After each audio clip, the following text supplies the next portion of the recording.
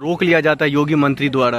आप बताओ ना, वो नेता प्रतिपक्ष है, उनको नेता प्रतिपक्ष का मतलब होता है कि सरकार की नीतियां जो सरकार जनता के हित में काम नहीं कर रही है उन नीतियों को जनता के बीच में बताना और सरकार का ध्यान आकृष्ट करना।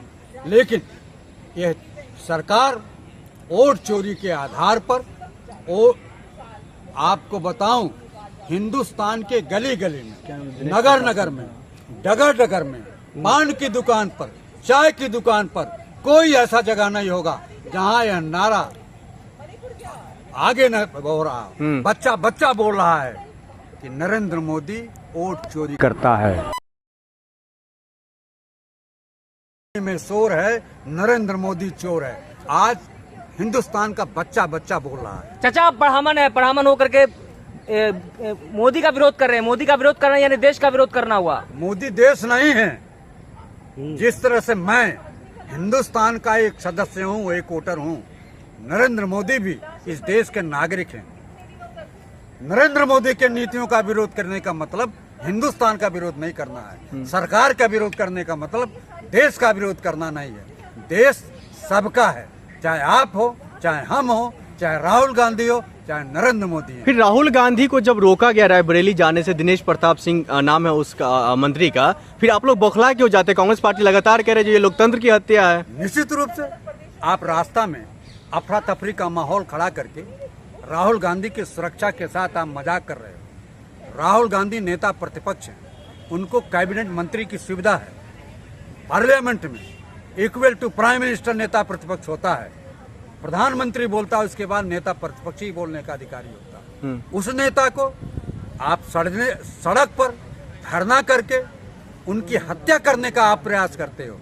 आपको ऐसा नहीं करना चाहिए। आपको अगर विरोध करना है तो लोकतांत्रिक तरीके से करिए। कांग्रेस पार्टी इसको बता रही है जो जानलेवा हमला के तौर पर देखा जा रहा है। निश्चित रूप से राहुल गांधी ऐसे प्रधानमंत्री के परिवार के हैं जिन लोगों ने दो लोगों की इस देश की सुरक्षा, इस देश के अमन और को कायम रखने के लिए, इस देश की एकता और अखंडता को कायम रखने के लिए श्रीमती इंदिरा गांधी और राजीव गांधी की शहादत हो चुकी है। उस परिवार के राहुल गांधी हैं, इसलिए राहुल गांधी की सुरक्षा व्यवस्था कड़ी होनी चाहिए और सड़क पर रोक करके उनकी हत्या का जो असफल प्रयास कर रहे हो ये नहीं चलने पाएगा। चाचा, राहुल गांधी डरे हुए हैं। वो जो आरोप लगाते हैं वोट चोरी का, लिखित रूप में क्यों नहीं दे रहे हैं? वो निश्चित रूप से राहुल गांधी निडर निर्भीक होकर के अपनी बात कहते हैं।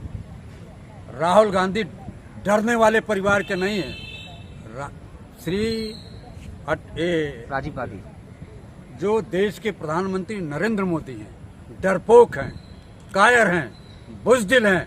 राहुल गांधी के बातों का जवाब नहीं दे पाते हैं और देश की जनता को अगर कोई गुमराह करता है तो देश का प्रधानमंत्री गुमराह करता है। देश की जनता से मजबूत प्रधानमंत्री कैसे है जो पार्लियामेंट में सामना नहीं कर पाता है, जिसके सामने पार्लियामेंट के मेंबर ऑफ पार्लियामेंट जो कहते हैं गली गली में शोर है, नरेंद्र मोदी चोर है, वोट चोर माफी मांग, वोट चोर गद्दी छोड़। ये पार्लियामेंट में पहली दफा, हिंदुस्तान के पार्लियामेंट के इतिहास में पहली दफा अगर किसी प्रधानमंत्री के खिलाफ वोट चोरी का आरोप लगता है तो नरेंद्र मोदी हैं।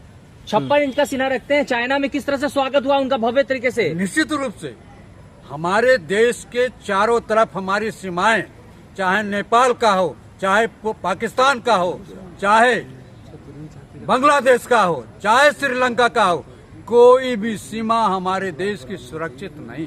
ठीक, निश्चित। भारत पाकिस्तान का क्रिकेट मैच होने जा रहा है, कैसे देखते हैं पूरे मामले को? निश्चित रूप से भारतीय जनता पार्टी की सरकार और नरेंद्र मोदी हमारे देश के सेनाओं का अपमान कर रहे हैं। पहलगाम में जो घटना घटी, जो हमारे 28 लोग शहीद हो गए, उनके शहादत के नाम पर नरेंद्र मोदी की सरकार मजाक कर रही है। उन्होंने कहा था कि खून और पानी एक साथ नहीं चल सकता है, लेकिन नरेंद्र मोदी और हिंदुस्तान के गृह मंत्री का बेटा जो इस आयोग का चेयरमैन है, वह पाकिस्तान के साथ क्रिकेट खिलवा करके देश के शहादत देने वाले भारतीय नौजवानों के के साथ मजाक कर रहे हैं। सुप्रीम कोर्ट ने तो कह दिया खेल को खेल की तरह देखना चाहिए। नहीं, सुप्रीम कोर्ट हमारे जो शहीद हुए हैं उनके खून का बदला खून होता है। इसका मतलब है कि पहलगाम की घटना, पुलवामा की घटना और जो पाकिस्तान से हमारे देश के नौजवान मारे गए हैं उस युद्ध में, उनके खून का, उनके अपमान का बदला यह सरकार नहीं ले पाएगी और न ले पाई है।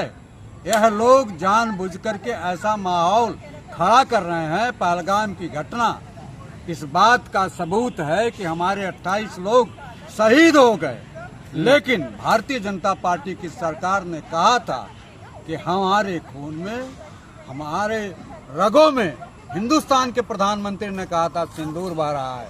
वो सिंदूर कहाँ गया?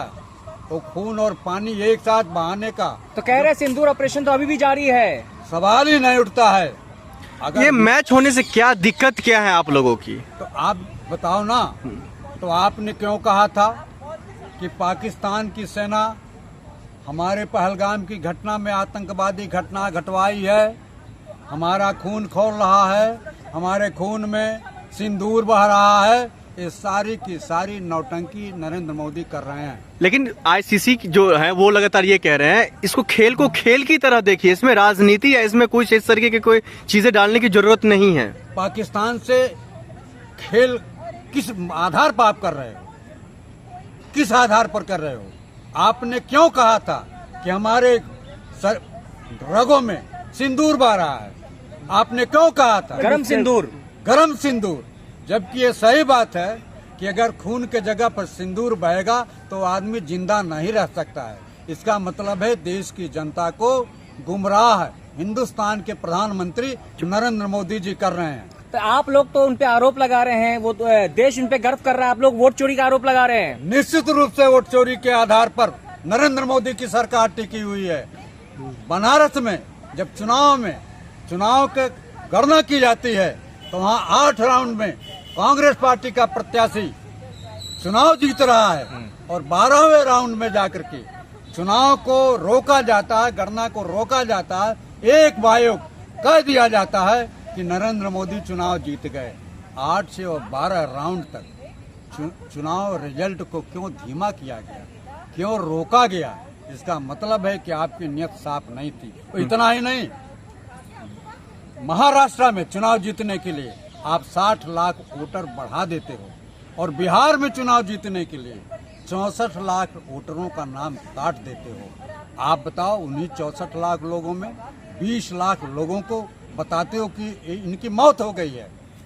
तो अगर मरे हुए लोग आपको वोट दिए हैं और 40 मेंबर ऑफ पार्लियामेंट बिहार से जीते हैं, जिनके आधार पर आपकी सरकार बनी है, आप प्रधानमंत्री हुए, इसका मतलब आपकी पूरी की पूरी सरकार अवैधानिक है।